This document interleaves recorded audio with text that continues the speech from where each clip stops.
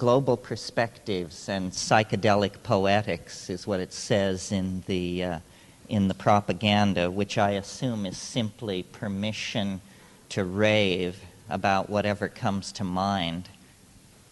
Global perspectives.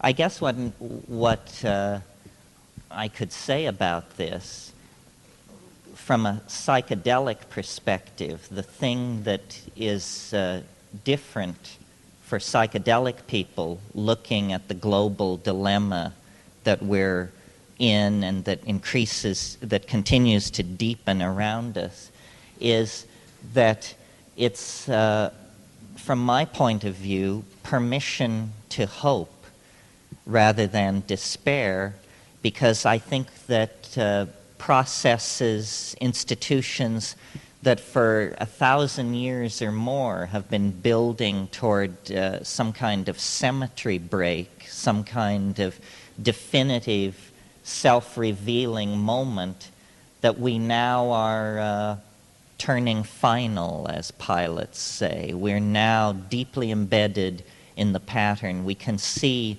enough of what's ahead of us to begin to actually feel the texture of the end of human history. It's no longer an abstraction.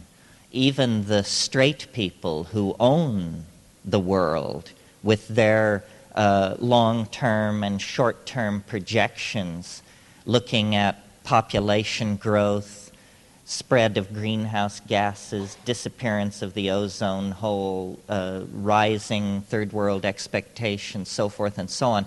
When you propagate all these trends, it seems very clear that business as usual is no longer an option. Nobody's talking about that. So we're either in some kind of final fatal meltdown of the values of Western civilization, revealed now after 1,000 or 2,000 year run to essentially be bankrupt, or we're going to transform ourselves unrecognizably. There really isn't any middle ground. The most radical and least likely future of all, it seems to me, is a future in which we continue just to stumble forward as we have been since the Industrial Revolution. That's no longer an option. And so then the question becomes a sort of a Gnostic conundrum. Is this the final act of some kind of great cosmic tragedy in which intelligence rises out of the slime, is shown to be inadequate and sinks back into the slime? Or is this a tale of difficulty overcome and heroism won? And are we going to be able to shed the monkey nature and shed the ego and actually move up to some kind of shining ideal? You know, if you think of us as the descendants of the angels, this is a pretty tatty circumstance we've come to rest in. On the other hand, if you think of us as the descendants of shit-hurling apes screeching through the treetops, then it's pretty amazing what has been accomplished here. One of the dilemmas that I feel very strongly, and I'm just sort of talking off the top of my head here, because whenever a crowd is small enough, I sort of feel like I'm in my own living room. We don't have to have the pretense of knowing lecturer and, eager to be educated audience. The real challenge, I think, is trying to decide what is baggage and what is ballast that's going to have to be dumped. Can the future be a celebration of humanness as we have known it, meaning in the animal body with all its joys and pains, with all its frailty and potential for ecstasy? Or is what we call human nature somehow transcendental?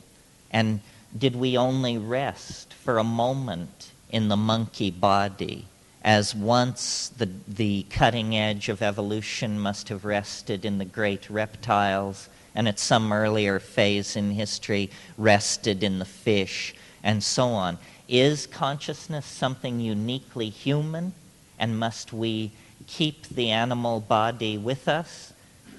Is our destiny to become the gardener caretakers of a revivified earth? Or is the earth like a placenta of some sort that we have literally sucked all the nutrition and potential out of because we're on our way to some grander, higher domain of being? I don't have the answer to these kinds of questions. I feel it very poignantly. It's very poignantly focused in the psychedelic, in the experience of psychedelic plants and psychedelic shamanism, because, you know, as any of you have followed my ideas on this know, I've spent a lot of time in the Amazon basin with human populations that seem to have struck some kind of dynamic balance with the earth. And yet the paradox of that dynamic balance is that when you take the sacraments, the hallucinogenic plants of these people, you're propelled into worlds of science fiction-like strangeness, transcendental dimensions of titanic implication. And then, at least I personally have come to the realization that this is how those cultures have chosen to deal with the Faustian impulse in human beings. It's been somehow confined in the domain of the imagination. We, meaning we who trace our ancestry back to Europe, are part of a different style, a different strain of human being, if you will. We are the idea excretors, not satisfied to have a canoe, a net, 5 fish hooks, and a bowl, but instead we take matter, we, Western civilization, Western technology, and we impress upon matter ideas, millions of ideas, cities like Manhattan, high-performance weaponry, enormous works of art. All of this is a kind of impulse, very strong in Western human beings, to bring the ideas out of the domain of mind and to somehow solidify them in matter. Permanence.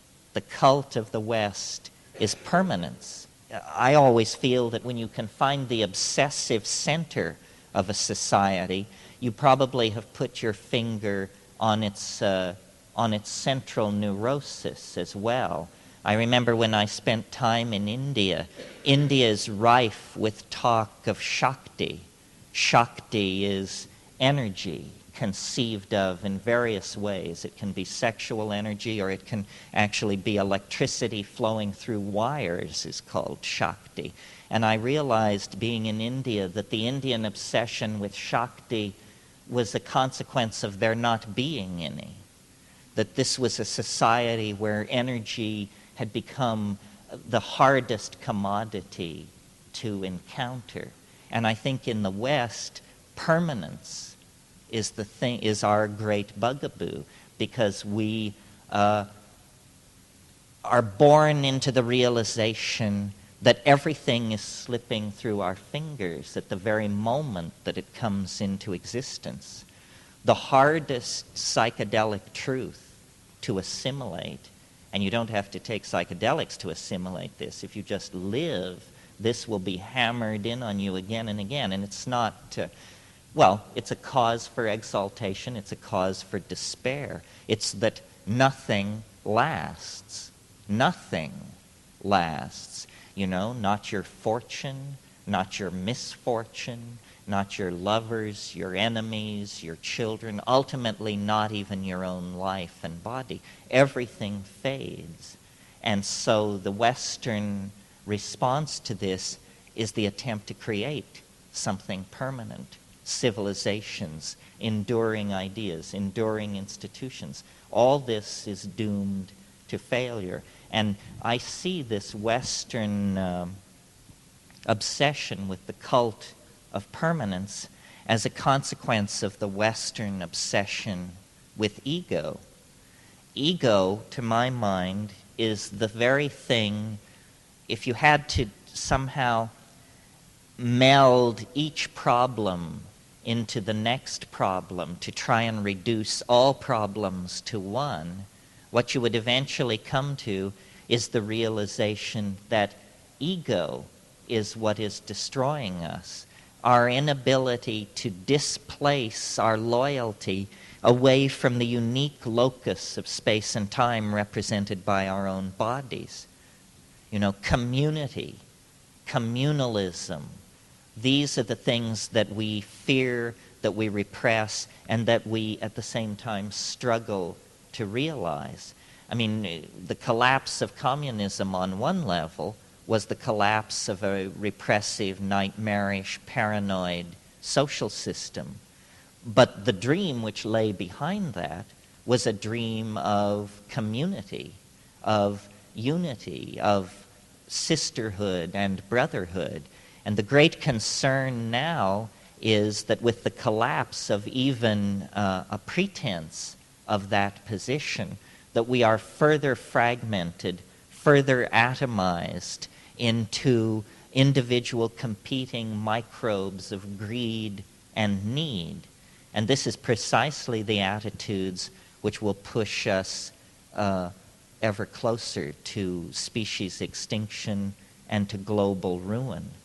Well, when you look at thousands and thousands of psychedelic experiences, to my mind, what you come away with is the notion that, you know, no matter who you are, Amazonian shaman, Hasidic rabbi, nuclear physicist, the psychedelic will dissolve boundaries. It will dissolve your boundaries and force you to realize the commonality of the flesh. You know, it's a startling thing to realize that really what you represent is nothing more than a point of view, and that we each are such a point of view, triangulating perception through what is essentially simply a nexus of our past history. We always are talking about the past and the future, but it's worth noticing that we all managed to get here this morning, this place, this time, and not one of us has the same past as any other of us. This moment, like any moment, is not a confluence of the past. It is a confluence of many pasts. And these many pasts come into a nexus of connection and then move on to become many, many futures.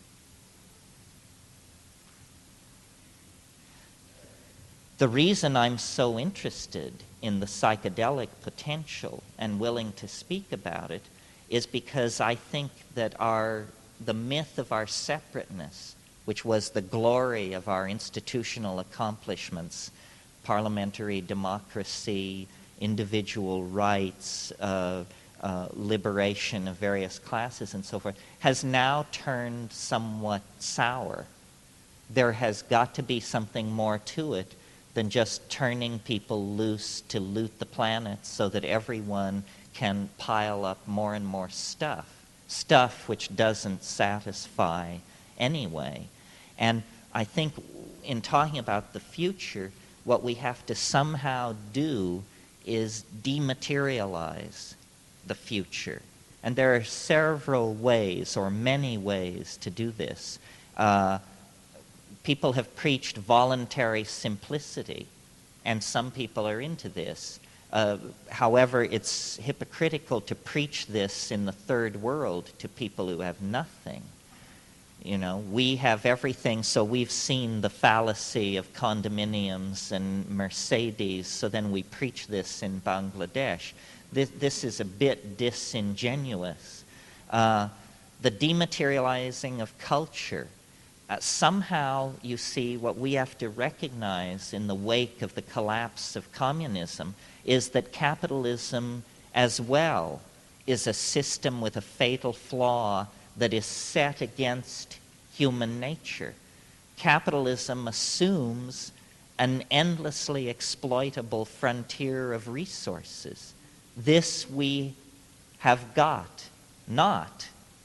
So capitalism is now essentially, unless it can be radically retooled, an anti-human philosophy. It's literally chewing up the ground we're standing on. But there is nothing in the basic notion of capitalism that says that we have to be thing dealers. This is simply the style of capitalism that we have fallen into. Somehow, we have to dematerialize existence. And I don't know whether that means virtual reality. Some of you have heard me say that my vision of a perfect future is, 25% of the present world population living in ecological balance, living in an apparently primitive, naked, aboriginal state.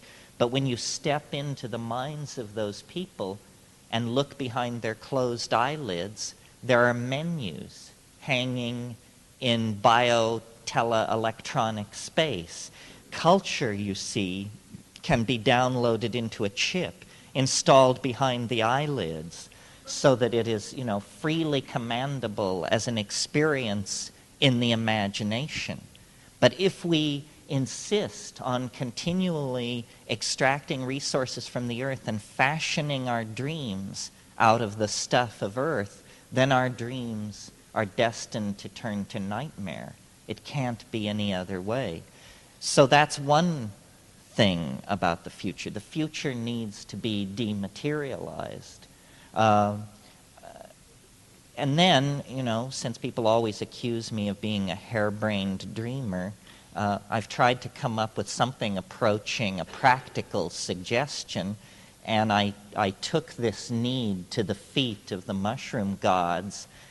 Having been challenged by somebody at a talk like this, they said, well, you're always saying these mushrooms speak. Why don't you ask them how to save the world?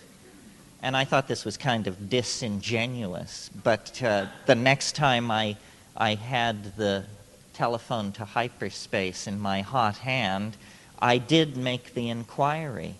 And the suggestion which came back, I think, is at least food for thought. The suggestion was, you want to save the world? You want to overcome male dominance, the momentum of consumerism, so forth and so on? Every woman should bear only one natural child. This is an interesting idea, whether you take it seriously as program or not. If every woman were to commit herself to bearing only one natural child, the population of the earth would fall by 50% in 40 years without war or famine or epidemic disease. If this program were continued for another 40 years, the population would fall by half again. This means in 80 years, the population of the planet could be reduced 75%. Why have we not heard anything about this, even for it to be denounced? I'm not saying it has to be embraced, but why isn't it a tiny fanatical minority advocating this? I think it's because it's inconceivable in this society to try and practice capitalism in a situation of retreating demographics. It also would be a solution which would place enormous power in the hands of women. Women are often heard to complain about their powerlessness. Yet here's a plan which requires very little input from white guys. I took this idea to demographers and said, what about it? This seems so simple. Most people think there are no solutions. Here's a very simple solution. What about it? And they said, yes, well, it's more startling than you realize, because women in upper-class, high-tech Western society, a woman, say, on the Upper East Side of Manhattan or Malibu or the Seacliff district of San Francisco, a child born to that woman will have 800 to 1,000 times more negative impact on the earth than a child born to a woman in Bangladesh. If you were to go to Bangladesh and meet a woman in the back streets of Dhaka who told you that her ambition in life was to have 900 children, you'd think you were dealing with some kind of sociopath, a kind of typhoid Mary of the demographic scene. And yet every child born into moderately well-off yuppie families in high-tech societies is in that position. We prefer not to think of it this way. I think it's very interesting that one could make a case to women in Western societies. You could say, how would you like vastly increased leisure time? How would you like increased disposable income? And how would you like to take upon yourself a truly heroic social role? This is what's being offered with this suggestion to limit reproduction to one natural child. No more heroic, no more politically correct action can be taken. And interestingly, the women you want to convince of this position are the women you are most likely to be able to convince. Educated, white women with above average incomes. So that's a very practical suggestion, more likely to be implemented than my dream of lunar inoculations with psilocybin for the entire population to dissolve the calcareous ego formations that have sprung up in the bloodstream since the last full moon, which I also think would be a fine idea. You see, boundary dissolution is what is needed here. Boundary dissolution of all type. Our separateness is an illusion. There is a kind of human bedrock. That's why I think that the world sweep toward democracy is far more than simply a political trend. Democracy is not exactly a style of government per se or exclusively. Democracy is a biological institution of some sort, because there is no theory, there is no abstraction, there is no ideology. I mean, democracy is as close as you can get to anarchy and still have any theory of organization at all. You know, I wrote a book which is around and about called The Archaic Revival. And that's why my belief in the Archaic Revival is what brings me out to events like this. I mean, I think the term New Age and some of these other terms are pretty trivializing and basically designed by the mavens of marketing to draw you in. But there is an impulse throughout the 20th century in Freudianism, in abstract expressionism, in Dada, psychotherapy, sexual permissiveness, psychedelic experimentation, jazz, rock and roll. These are all facets of an impulse toward the archaic, toward the primitive, the non-straight, the anti-bow tie, the wish to blow up the staid world created by the fine ladies and gentlemen of the 19th century with their Christer ethics and their long dresses and all of that business. There is an impulse toward the archaic. This is very healthy. This is what happens when a society seeks to revivify itself. When the medieval world exploded in the face of the Italian city-states and the new classes that were emerging, they reinvented classicism. It was actually the second time classicism had been rediscovered. It was also trotted out by the Arabs in the 9th century when they needed a stabilizing metaphor for the Umayyad Caliphate and those civilizations. Now, in the 20th century, we can't go back to ancient Greece and Rome or Babylon. And in a sense, the New Age, I think, is an effort to go back to a kind of a Minoan/Egyptian world, which never existed except perhaps in the minds of certain menopausal theosophists. But the impulse is laudable, however screwy the results. But I think we have to reach further back, that all of history is what our text, the Bible, tells us it is. It's a confusion, a kind of punishment, a wandering in the wilderness, and that where we really want to be is naked, singing in the rainforest, stoned and exalted, one with the souls of the ancestors, one with the Gaian spirit of the planet. And I don't mean to imply that psychedelics simply act negatively, dissolving ego, dissolving social constructs, dissolving programming and neurosis. That's all true, but what is left when all this dissolving has taken place is not simply a tabula rasa, a clean slate.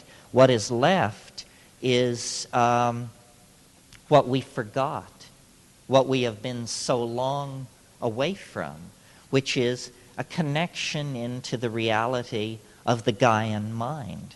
The great news that all shamanism can attest to and is built on is the news that there is a sentient, minded, caring entity that surrounds and holds the planet in its hands, in its heart, and beyond comprehending. I mean, call it Gaia, call it God, call it the spirit of nature. It doesn't matter what you call it. It transcends the rational apprehension of higher primates. And yet it is there. We know that our own peculiar form of self-reflection emerged in just a couple of million years out of animal organization. Well, what we don't know is how many other forms of mind there are possible, and how many times in the 2 billion year history of life on this planet, intelligence has been able to shed the dark chrysalis of matter and launch itself into nearby dimensions in which it finds completion and happiness.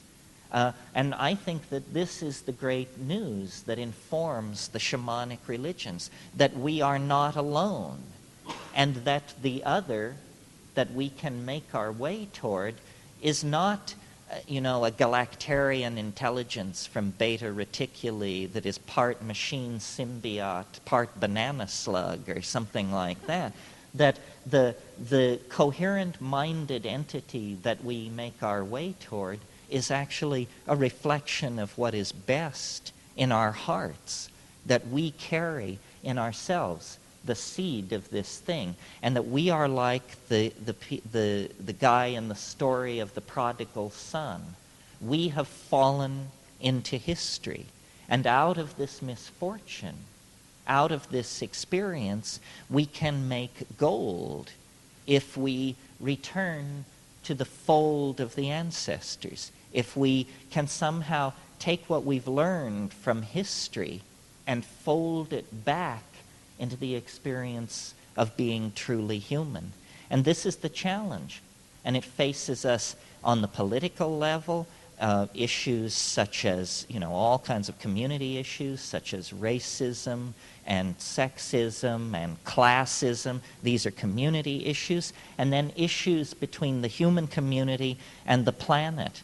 Our inability, you see, to emotionally connect with the consequences of what we're doing. I mean, we as a species present a perfect picture of pathology because what real psychotic behavior is behavior that one cannot emotionally connect with the consequences of what is being done. And when you realize that we are literally looting the cradle of future human life, that we have decided that we are not simply transient occupiers of this domain, but that it is ours to trash, to use up, to do with as we wish, leaving nothing for the future, then you realize the depth of our need for immediate and widespread therapeutic, indeed pharmacological intervention on our state of mind, because we have wandered from anything like real human values. And the reason psychedelics are so threatening in this society is because they immediately throw into high relief the internal contradictions of the dominator's style of doing business. And this is what must happen. The momentum toward catastrophe, built up over centuries, is immense. The only antidote to that I have seen, extrapolating from what I've seen it do to single individuals, are the shamanic hallucinogens.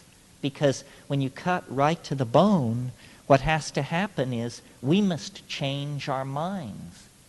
If we don't change our minds, we're going to go down with this self-generated Titanic called Western civilization. And we have the power to change our minds, but it won't come from hortatory preaching. If that would work, then we would have turned the bend at the Sermon on the Mount.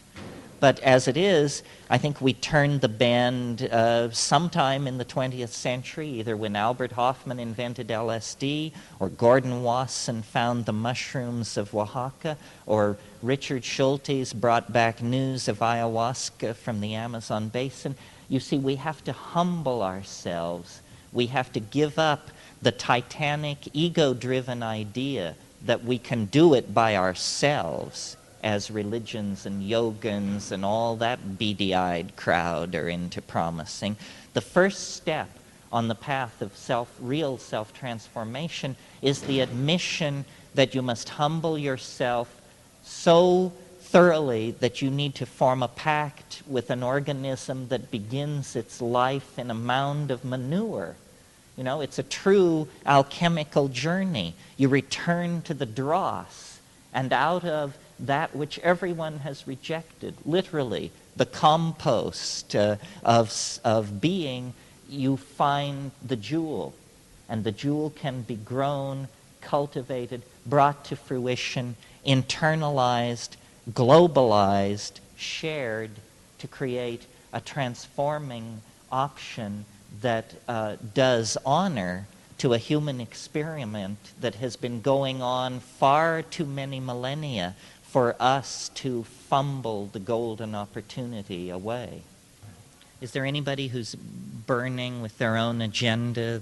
Oh, here's a burning person, yes. I had an experience about 3 years ago now, maybe 4 years ago, where I was on a hallucinogenic, and I had a feeling that I was talking to some people, and they were telling me that when we leave this planet, we become stars. And I was just wondering, have you got anything more on the outer space connection? Well, I mean, I think, it's funny for me to be talking at a place like this, because I am actually a rationalist.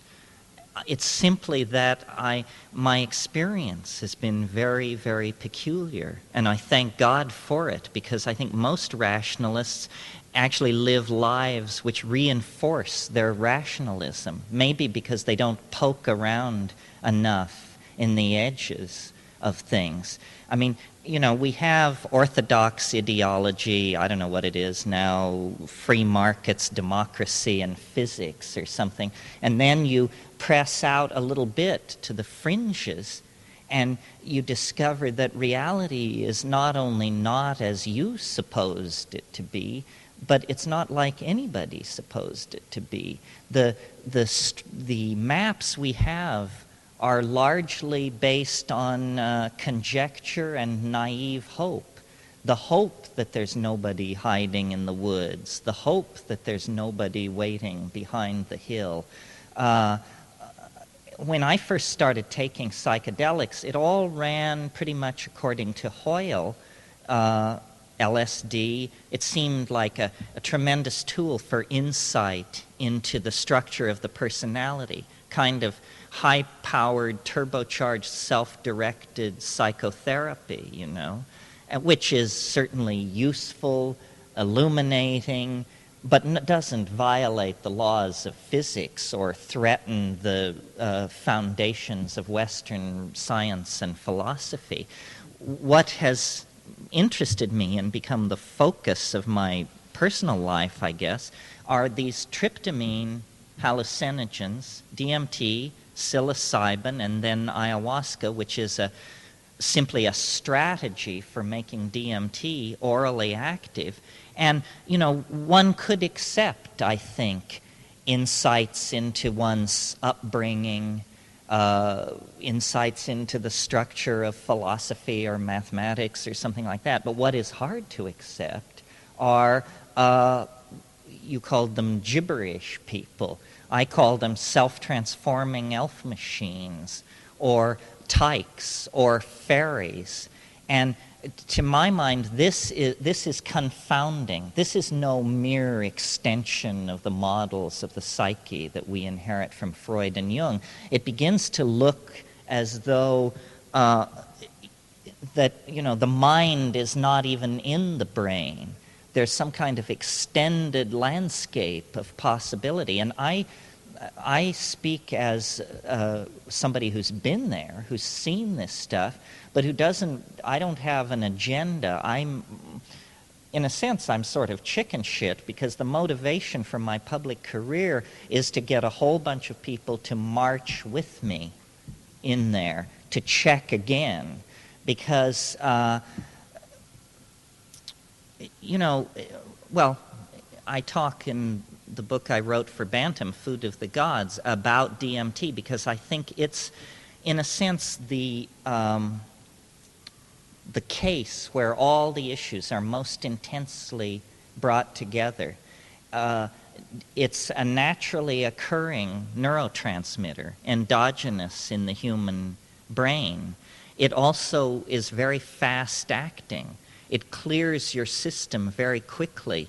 Not only clears your system, but leaves no trace whatsoever. You can't even feel that you have done some kind of substance a half hour after you do this stuff. Nevertheless, the content of the experience itself is absolutely paradigm challenging. And the chief reason is because there are these entities in there. And on psilocybin, you hear them. They speak to you, what you were describing. It's almost as though this is some kind of a mandala of pharmacological approaches to the mystery, and DMT lands you right in the center of the bullseye. I mean, 30 seconds after smoking DMT, you confront these things which look like, I mean, it's very hard to force language into these dimensions and then bring it back. But what they look like to me is self-transforming, self-dribbling basketballs or something. I mean, they come bounding forward. When you enter into the space, there's a kind of a cheer, you know, hooray, and suddenly you're there. And this is not the cumulative effect of spirulina or hanging out at Findhorn or imbibing any of these ideologies which permit this kind of thing. I mean, I come out of, Jean Genet and existentialism and Sartre, a very much more mainstream, down, dreary Western approach. These things do not require belief to sustain their existence. You may doubt, you may deny, and yet there they are. And it's not some kind of neutral panorama like window shopping. It's an encounter. It's a situation in which you see them, they see you, and the relationship between you and them is very rapidly evolving. They seem to have been waiting. And the impression I get is, well, it's not an impression I get, it's what they say. They say, here you are again, how wonderful. It's not exactly in English, you understand. And they have, they're not made of matter. The question is, what is the ontos of these things? What is their exact ontological status? And as far as I can tell, they're made of language. They are not composed of DNA, sinew, tissue, and blood. They're composed of syntax. They are like self-articulating sentences or language that has no requirement for a speaker. It is its own self-generating system of meaning.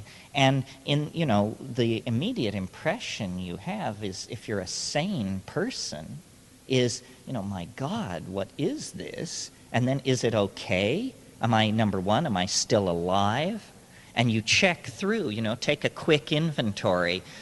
Breathing, normal. Blood pressure, normal. Heart, normal. But what you're seeing is a complete replacement of the ordinary world, and these things which are not enough like elves, gnomes, and fairies. It's almost as though, you would look to folklore to provide evidence for the existence of these things, but the elves, gnomes, and fairies of folklore are a little too predictable, a little too humanoid, a little too Disney-esque for what you're dealing with. These things actually appear to be as alien a form of life as it would be possible for a human being to imagine, and still cognize that it's alien intelligence at all. And they are performing an extraordinary activity in that place, which is they possess a language that can be seen with the eyes. And this is fascinating to me. I really think that there's something to be learned here. This is what they want you to learn. They come forward, they utter statements, which, remember, you don't hear with your ear, but which you see as condensed sculptural objects, which are like Fabergé eggs or beautifully tooled machines of glass, shell, and crystal, except these things are in motion. They're opening up in front of you, and they're pressing in. There's a kind of frantic intensity to this kind of an encounter. It's like a Bugs Bunny cartoon running backwards at twice normal speed. Stuff is just flying all over, and they're saying, don't abandon yourself to amazement. Don't just go gaga with disbelief. Try and focus on what we're doing. And then if you are able, even moderately, to focus on what they're doing is they're offering you these objects. And they're saying, look at this, look at this. As it is passed before you, as you look into it, you have a very strong and, I believe, genuine impression that this thing that you're being shown, though it's no larger than a Kaiser roll, is somehow absolutely confounding to the principles and assumptions of this world. That, in other words, if I could condense this thing into my hand right now, I wouldn't have to convince you, I wouldn't have to preach to you, I could just show you, say, look at this. And in the visual confrontation with this thing, it's self-evident that this is impossible. Matter, light, they don't behave this way. It's as though you have brought back a chunk of another dimension. And then what they're saying about these things is, you can do this. Do what we are doing. And then the urgency becomes almost strident. They say, do what we're doing. Do it now. And you say, wow. And then you feel, or I felt at any rate, an upwelling in myself, like a calling forth. Then out of my mouth comes language, or at least syntax, but without meaning. Some kind of glossolalia, where the modality of language is preserved, but the meaning is not. And it's a kind of an ecstasy. It sounds like gibberish in three-dimensional space, but in that space, it seems to be the key to unlocking a world made out of syntax and meaning. And I come before you with all of this stuff unfinished. This is not a teaching or a system or an anything. It's an eyewitness account of a hyperdimensional automobile accident or something. We're not saying what the conclusions are. We don't know what the conclusions are. But this is big news. And when I first encountered this kind of stuff, I was a young art historian at the University of California, and I assumed that any motif, no matter how outré or bizarre, you would be able to look at the painting, folklore, and sculpture of somebody on this planet and find a trace. And it seemed as though this defeated that idea. It was almost counter the idea of the collective unconscious, because it argued that you, Joe, anybody, Sally, somebody, can break through on your own, an ordinary person, to a place that Verrocchio never saw, Michelangelo didn't anticipate it, Yeats didn't know, Blake hadn't a clue, Melville wasn't briefed, and yet there it is, And this is, to me as an intellectual, it was very confusing, because I think as intellectuals we always assume that progress will be built on the shoulders of the giants that have preceded us. The idea of something actually 100% brand new and unexpected is pretty daunting. And here it was, 30 seconds away, simply by the act of ingesting this natural neurotransmitter. Well, those of you who've been there know exactly what I'm talking about. Those of you who haven't been there, I can't imagine how you can even sit through this kind of thing, because, it makes the folks from the Pleiades and all that other stuff out there seem mundane by comparison. The other thing is, we're not talking about camping out in cornfields night after freezing night with your eyes glued to the stars in wan hope. This is a no-fail method for plunging deeper into these spiritual realms than the tantric yogas or the practitioners of X, Y, or Z dare scarcely suppose. It's repeatable. It's on demand. It does not depend upon your state of moral purity or, tantric accomplishment. It's something that is our birthright, as much as our sexuality, our language, our eyesight, our appreciation of music. It's an innate human thing. And, to try and return to the premises of your question, I tried to formulate theories about what could this be. Well, the first impression that I had, based on a reading of how weird this all was this must be a parallel continuum, a la Philip K. Dick and like that just apparently over some kind of neurological energy barrier that's all around us all the time, these things are there. And they are not made of matter, so the laws of physics don't apply. And, like that. And then I entertained different possibilities, and I still entertain numerous possibilities because I haven't got it figured out yet. One possibility is that these things are actually human beings from the future.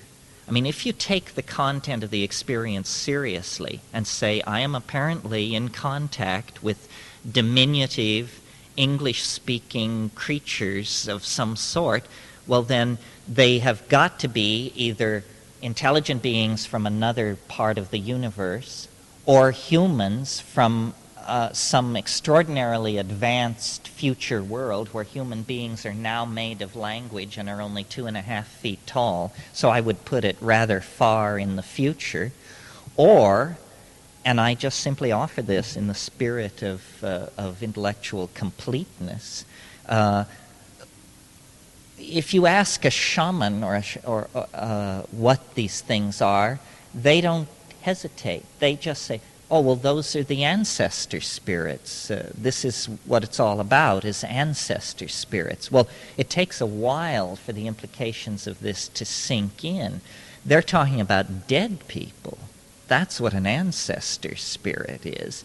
They're suggesting that the dearly departed do not evanesce into sunlight or something cheerfully nonspecific like that, but that this actually is simply one level of a cosmic system of some sort where birth and death are transitions from level to level. Well, this is just exactly the kind of thing that I'm intellectually set up to doubt and to feel a kind of scorn for, because, you know, people have been running around since time immemorial claiming this sort of thing with an incredibly underwhelming body of evidence to back them up.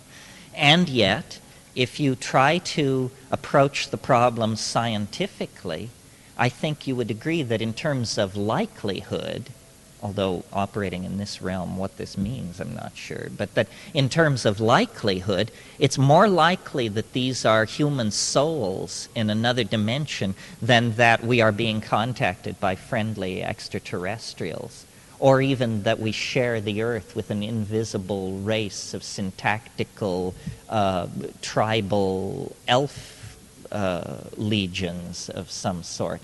But I think this conclusion is the one that we would tend to resist most strenuously. I mean,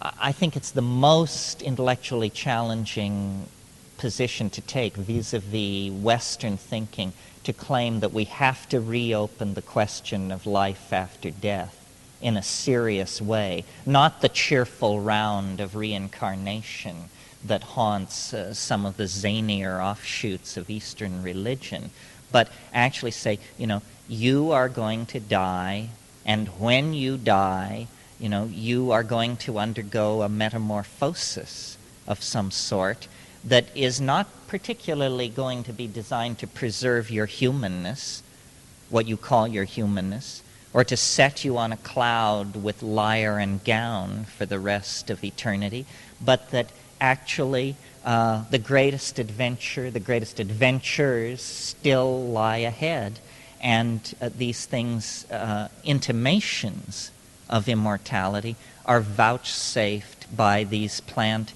hallucinogens. Why this should be, why it should be possible to get a look over the great divide, I have no idea. I think about these things constantly. My life is mostly questions. My friend Rupert Sheldrake, who some of you may know his books, he and I have talked about it. He thinks that there is a chemistry of dying, that in the same way that there is a chemistry of giving birth, there is a chemistry of dying, and that DMT parallels and anticipates this. He calls it not a hallucinogen, but a necroptic substance. It actually anticipates the death state itself. I once had the fortunate opportunity of being able to turn a very prominent Tibetan Lama onto DMT, a name that you would recognize, although not one of the top 5, but a more wizened, older, stranger character. And he did it, and I said, so what about it? You know, these people, these Tibetan Buddhists, they have a pretty good map of the territory. He said, it's the lesser lights. He said, you can't go further than that without breaking the thread of return. He said, you know, beyond this, there's no returning. And so, you know, in a very real sense, it's a look over the edge. But then, you know, even that doesn't solve all the mysteries. I mean, what is it about this wish to convey a language which is seen? What's that all about? Is it that perhaps language has always been a gift from the other? It's a little hard to picture how the kind of language I'm using right now ever got started. Notice that language is a behavior. It's a behavior, that's all it is. It's a complex activity having to do with small mouth noises and the neurological processing of same. We must have been essentially as we are before language. It's like breakdancing or something like that. You're fully set up to do it, and people have been for millennia, but until somebody actually does it, it only exists as a formal possibility in the organism. And I wonder how many of these things there are. Breakdancing is an interesting example, albeit somewhat trivial, but it shows that after 5, 6, 7,000 years of civilization, you can come up with a behavior that nobody has ever seen before. I've spent a lot of time thinking about language and what a limited tool it is, and yet how our whole world is held together by nothing more than small mouth noises. And it's incredible. The entirety of global civilization is held together by small mouth noises and symbolic notations of same, which have an even more rarefied level of abstraction. Our separateness, our notion of self and world, of self and species, all rest on the carrying capacity of these small mouth noises. One of the things that has interested me, some of you have heard me talk about this, is, I think good psychedelic trips inspire a lot of homework, which usually means reading in curious areas.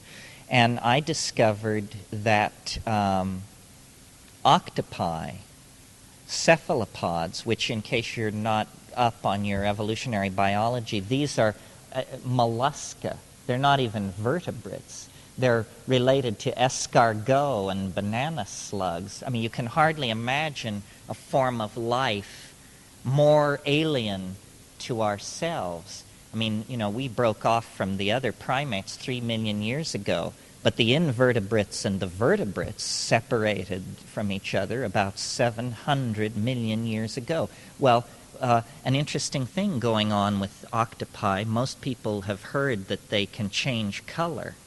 And most people, I think, assume this means that, like certain lizards and certain butterflies, they camouflage themselves against their background. That's not what's going on. Color and texture for octopi are the medium of language.